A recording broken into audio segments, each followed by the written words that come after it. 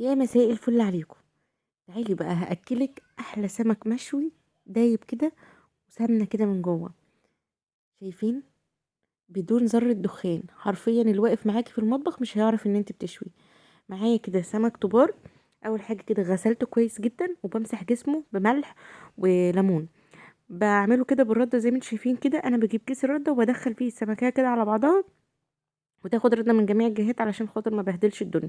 وبعد كده برصه في صينيه، ويفضل ان هي تبقى ألمونيا كده تقيله حلوه من غير اي حاجه تحتها خالص. برش عليها بس رشه رده بسيطه خالص كده من فوق عشان حاسه مش متبدر حلو. بس لو انت مبدره حلو ما تعمليش الخطوه دي عشان ممكن يتحرق معاكي في الفرن. بعد كده بولع الفرن على الشوايه بس، الشوايه بس، وبقرب الشبكه قريبه جدا من الشوايه. هياخد لون معاكي على الناحيه ديت، هتقومي قلباه على الناحيه التانية تحت الشوايه بس، ما بنولعش الفرن من تحت. هو اخد معايا كده اللون من فوق، بقوم على طول قلباه على الوش التاني عشان اللون الوش التاني هو كمان ياخد لون. ما بياخدش اي وقت خالص معايا. هنا بقى الطبق حطيت فيه زيت، وحطيت فيه كزبره، وحطيت فيه ملح وكمون وكمان شطه لو حبه، وحطيت ليمون بقى كتير، رشيت ليمون كتير. تمام. ده كده هحطه في الارضيه، مش هحط اكتر من كده. شايفين بقى السمنه اللي نازله من السمك؟ السمنه ديت بصوا السمك كده بيشربها بقى وتبقى جميله جدا.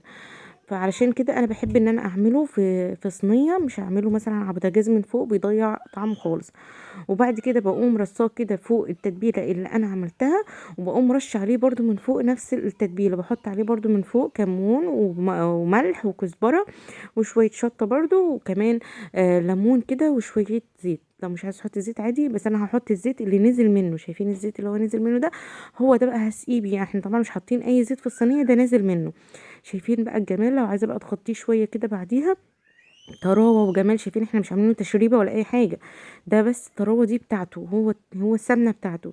جربوا الطريقه هتعجبكم جدا. عملته لكم كتير جدا. ما بشويش اي سمك بره وما بشويش اي سمك على البوتاجاز من فوق، وبيطلع الطعم والريحه تحفه، وكمان البيت ما بيمسوش ولا ذره دخان. جربوا الطريقه هتدعوا لي. السلام عليكم ورحمه الله.